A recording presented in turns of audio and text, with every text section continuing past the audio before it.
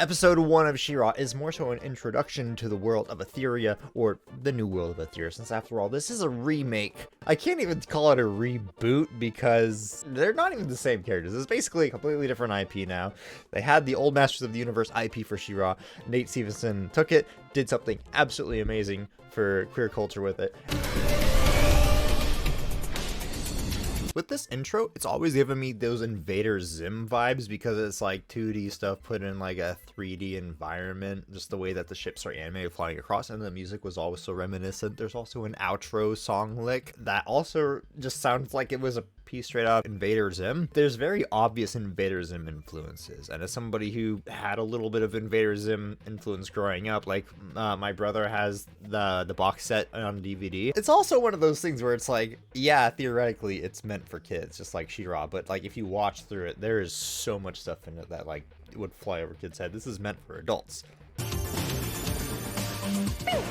One thing that I didn't realize about Adora's hairstyle when I first started watching the show is because the sides are so tight, I thought it was a buzz. So it's like, oh, we got kind of a mohawk combined with the pompadour hair in the front and then a ponytail. It was just like an interesting blend of hairstyles that I had never seen done before. Your mission is to defeat the Queen of the Princesses and liberate Brightmoon in Lord Hordak's name. In regards to the Blue Commander's like spiel, us as the audience, we know this is propaganda because why are princesses evil? Like, why are they out to like kill them? And these are the people who are polluting environment with all these machines of war, and they're soldiers too. So it's very obvious to the audience that this is just propaganda that's being told. But a very interesting thing that I've found in this is for writing shows like this, the writers themselves have to be very familiar with propaganda tactics and what propaganda artists say. And that is interesting how so much of Hollywood writers are left-wing, and they all had to learn about these propaganda stuff. And part of it makes me wonder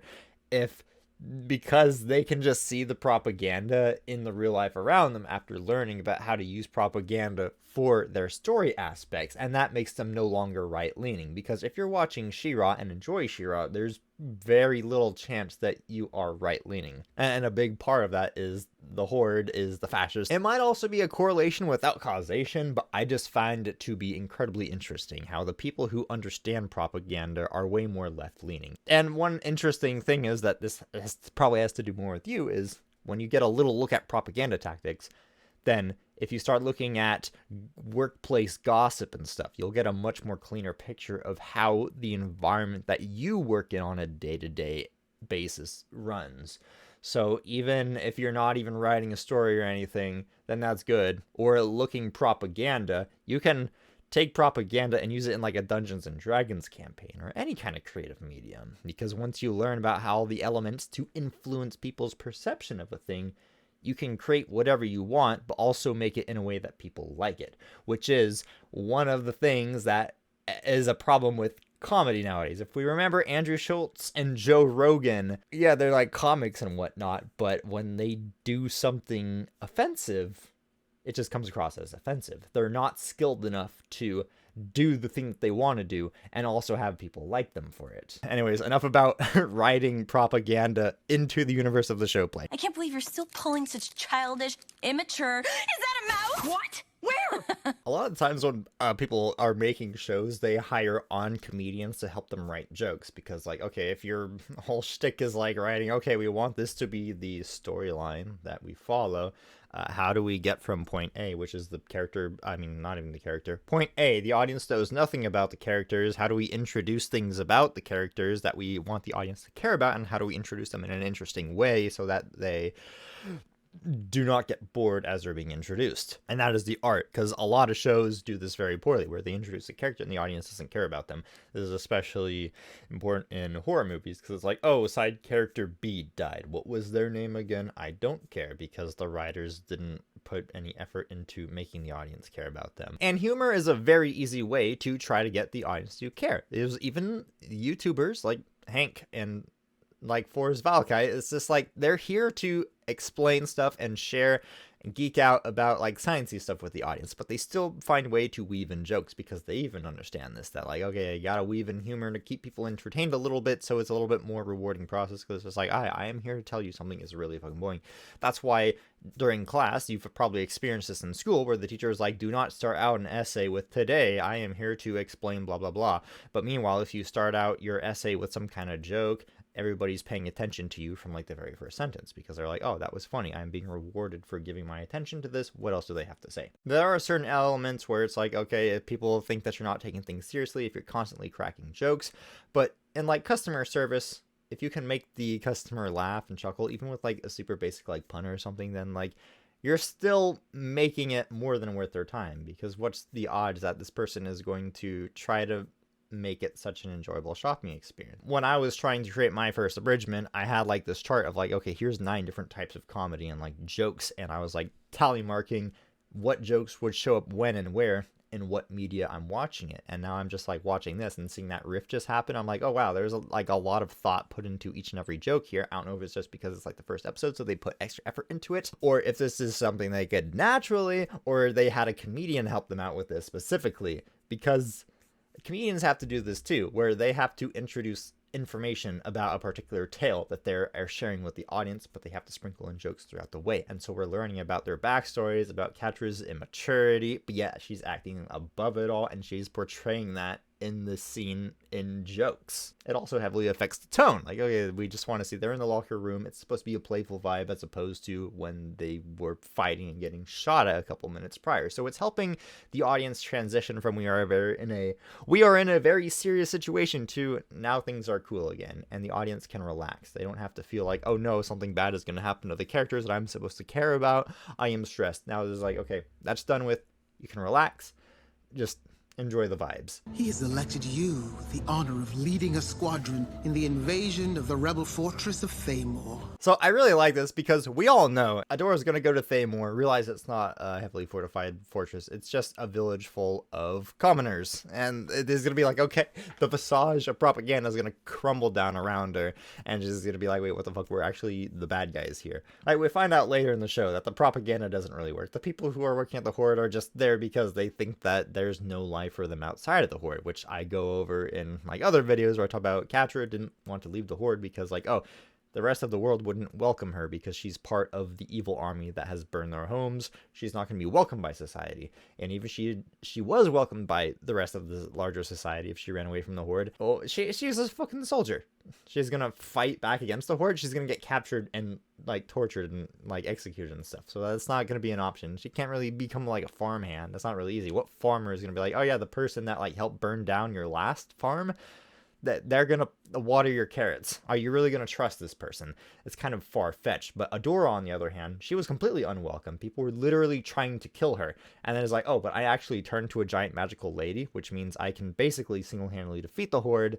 So then people were like, sure. But even then, she went to Plumeria, and they were still like, no, fuck you, we're leaving. And Mermista didn't even know that Adora was a part of the Horde. So this was a very interesting, where it's like, okay, let's just omit the details because the truth will make the situation even worse. And then here we have the Horde just kind of like, yeah, we brainwashed them at a young age to believe that we are the good guys, and then we're just going to throw them into the real world, and they're going to realize it, but like by then, we already have built a support structure around them. They're not going to leave it. This is just extreme manipulation and very confident of them. It's just very interesting to see how it's like, yeah, the Horde literally was like, yeah, we'll propagandize you, but then we're going to stop giving a shit once you reach a certain point in time because we know we have our fingers wrapped around you. This is what I raised you for, Adora. This is one of the reasons why abuse situations are so hard to pick up on, because it's like the frog in the hot water. It doesn't realize that it's boiling until it's too late. And then afterward, it's like, well, yeah, I was put in the pot and the water got hot. I should have seen this happening. But it's like, if you don't know better, then you don't know better. If you're in one abusive environment and you don't know why it's abusive or why it's a bad situation to be in, how are you supposed to know about this? And this is how Adora's been conditioned. So when she joins the Princess Alliance, how is she supposed to know anything? Glimmer could be just as bad, but saying all the nice things that Adora wanted to hear, and Adora would have gone right along with it. So what is the issue? And I think this is one of the reasons why Adora was fine to throw down and beat the crap out of Catra in season 3, because this is just a way that she was raised. She doesn't actually want to kill the person that she loves. But Catra also has the same thing, because if we look at how Catra attacks Adora, none of the attacks were ever lethal. We see the opposite from Adora. I know that I've talked about end of season stuff, but it's just crazy to see how stuff in episode 1 directly links to the finale, which I know that sounds standard, but it's like you get to see the parenting style. This parenting style has this effect on the kid's brain. Therefore, the kid does a thing in the finale of the show, which aligns with their treatment in episode 1. And a lot of people don't really pick up on this because people don't really study child psychology a whole lot.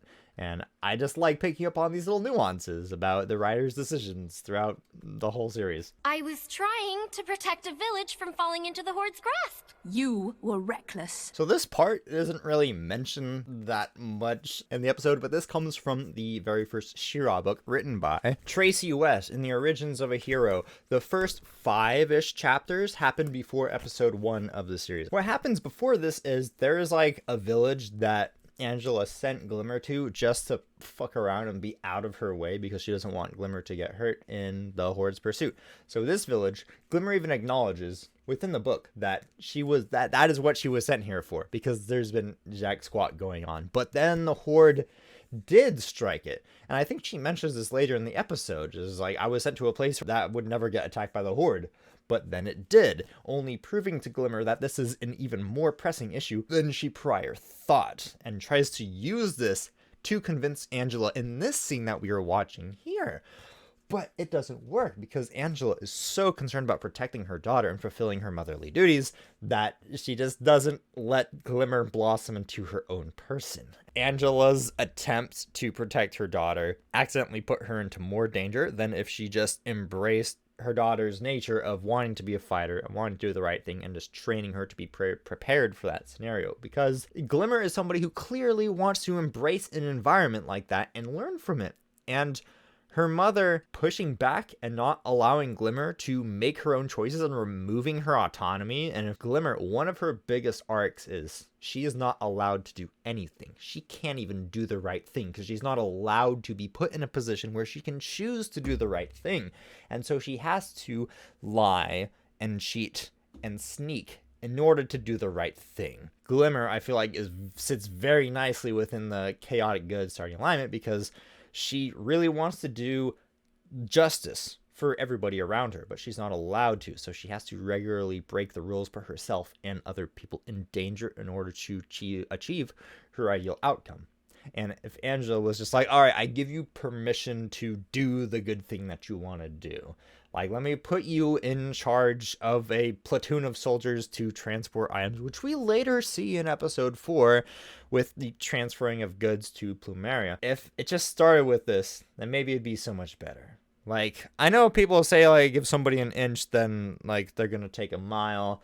And it is true for a lot of characters, but it's also important to test people's mettle and see. Because sometimes you give people exactly what they want, and then they just freaking melt. This is something that comedians use when they're getting heckled, is they just stop all the jokes that they're telling and just laser focus on the one person who's being an ass of themselves and give them more attention than they can handle. It's like, oh, you want to interrupt the show? You want people to care about what you have to say? Well, now you're doing the talking, and you're gonna give me the rope that I'm gonna hang you with. Type of situation. So if Glimmer wants this thing so bad, why don't you just give it to her a little bit to see if it's something she actually truly wants? It doesn't really work like that because it's a fucking war. They're going to be in danger, and her husband is dead. She's not going to have another child, so it makes perfect sense from Angela's point of view why she's doing this. And this is why it is such a perfect conflict for the show, but nobody really seems to care. The characters are both set up to, there's just going to be a hell of a lot of conflict from both ends, and the conflict is the fact that nothing is happening. It's like, I want to do this. Other person wants that to not happen. It's kind of like in Transformers, where the Decepticons want to rule Earth and the Autobots want to not have that from happening. It's like a Glimmer and Angela situation right there. I never thought I'd be comparing them to Transformers, but yeah. That's enough. You're grounded. Oh, Mom! You heard me. I don't know if this was done on purpose, but like the throne room, it reminds me of a church, and Angela's an angel. I don't know if this is supposed to be religious imagery, but that's just how I'm interpreting it. Did anybody else notice that? I mean, the funny thing is, because Glimmer is mixed, is that offensive? She's interracial. Instead of having wings like her mother, her cape is supposed to look like fairy wings. And I just think that's a really cool addition to her design. That, like, we get all sorts of capes, but, like, hers is specifically split down the middle for a reason. It's supposed to look like wings because she doesn't have any wings. And now it's paying tribute to her mother's heritage. I guess it sure must be easy being a people pleaser like you. I am not a Catra, wait! It's a lose-lose situation where, like, she either admits she's a people pleaser or she proves she's a people pleaser by trying to tell Catra what she wants to hear. It also just shows how snide Catra can be just because she wants to be an asshole. I was hoping you could be, I don't know, happy for me. Whatever. I think the interesting thing to notice here is, like, Catra isn't mad at Adora. They're getting separated because of what Shadow Weaver wants them to do, where Catra's like, no, you're getting held back a grade. Adora gets to go and see the battle. Well, I guess it's less getting held back as much as it is, like, Adora skipping a grade. But nonetheless, Catra acknowledges that it is nepotism, and this is a position where Adora can be like, no, I'm not going to abandon my party. I refuse the promotion as a result of it. So Catra has a little bit of frustration in which, like, Adora is prioritizing herself, understandably so, but is reminding Catra that she is still comes second to Adora's ambitions. And she knows this isn't what Adora wants. She knows this is what Shadow Weaver wants for Adora, and Adora is just falling in line. So Catra is understandably frustrated at Adora, and that's partially why she's taking frustration out here. But then Adora comes up and is like, hey, I'm sorry, I didn't realize this would bother you that much. And she's like, all right, fine. You're too dumb to realize you're being manipulated, so I'll just let it go. And then expresses the other frustrations about, like, we are getting separated, and this kind of sucks.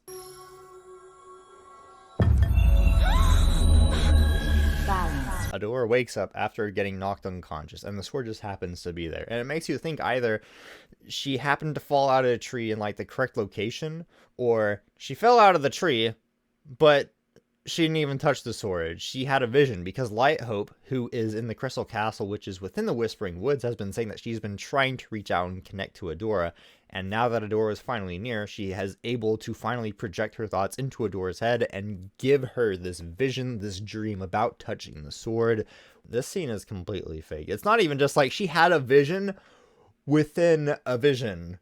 It's visionception. I feel like you don't respect me. And I guess it can often be confused that, like, oh, if you respect me, therefore you care about me. We care about our pets, but when the dog is eating a tissue paper, you, like, push the dog away. You give your boss respect. That's a little bit different. I don't know if the cart coming before the horse is the correct metaphor for here, but I think Glimmer's opinions about the situation are a little bit misplaced, and I haven't seen anybody talk about that before, so I just find it really interesting that she's like, you don't respect me. It's like, no, she's your mom. She's trying to protect you because she doesn't want you to get hurt.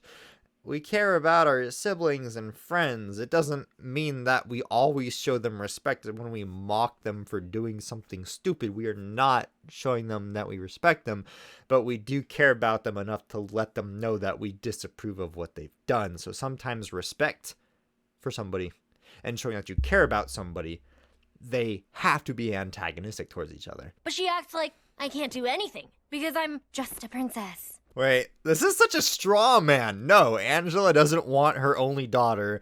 She is taking care of you out of her love for Micah. And knowing Micah would want to keep Glimmer safe. It's like, oh, it's just because I'm a princess. It's like, no, this is such a misplaced explanation. It's also just really interesting how, like, all the other princesses are princesses and they have all gone to war. And so Glimmer is like, oh, I'm the exception because I'm a princess. Like, no, everybody else is a princess too. It doesn't make sense. Your own argument doesn't make sense. That doesn't make any sense. Everyone here is a princess. I'm like the only one who's not a princess.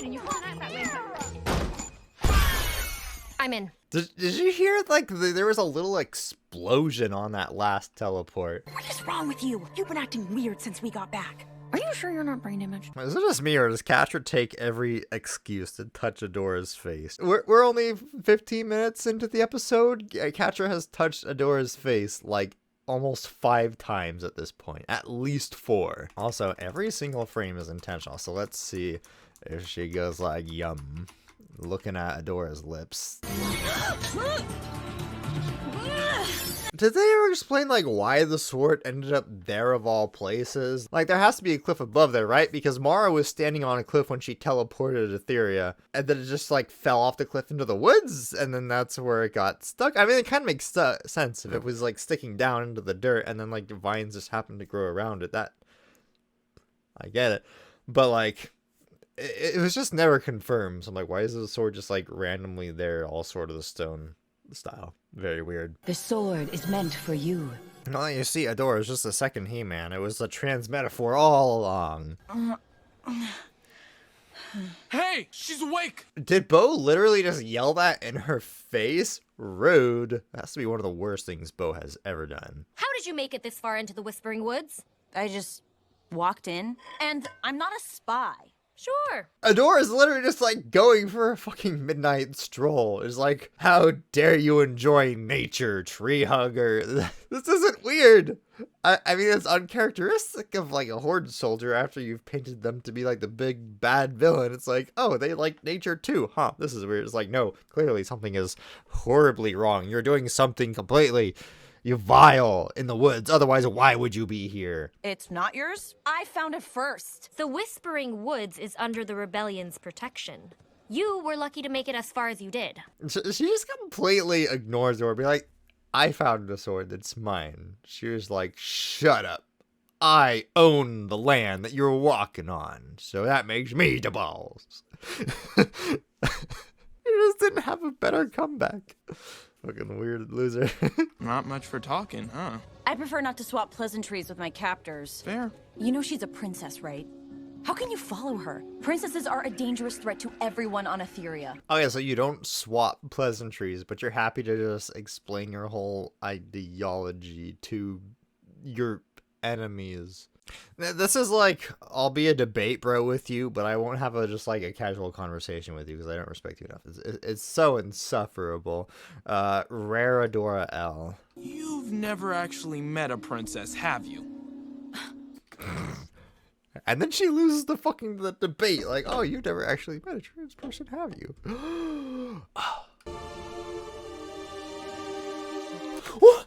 What is that look? She's like, you do this, Bo? I know that's not what she's doing. She's just like, so you gonna explain Mr. likes to talk to me? She's literally just looking to Bo for an explanation. What are you talking about? The Horde didn't do this. Oh, yeah? This is like an Iron Man where Tony Stark sees that his own bombs are being used against him. He like lands in front and then explodes. He's like, oh fuck, that's my company. And then Adora's like, uh-oh, we're doing the wrong thing. Why does Adora and Iron Man have like the same story arc? The Horde rescued me when I was a baby and gave me a home. They're my family. You don't know them like I do. That's a really good explanation of like why so many like white boys like the Republican Party, is because they just feel incredibly welcomed by it. Which is funny because like, yeah, of course fucking racist white nationalists would be nice to white boys, and then they say everything in the world to validate their experience and make them feel heard and cared about, while not doing anything to actually improve their life. And then it's just like, we see that being portrayed with Adora, which again comes back to the thing I said at the very beginning of the episode, where like the show just does a really good job at demonstrating what propaganda is like.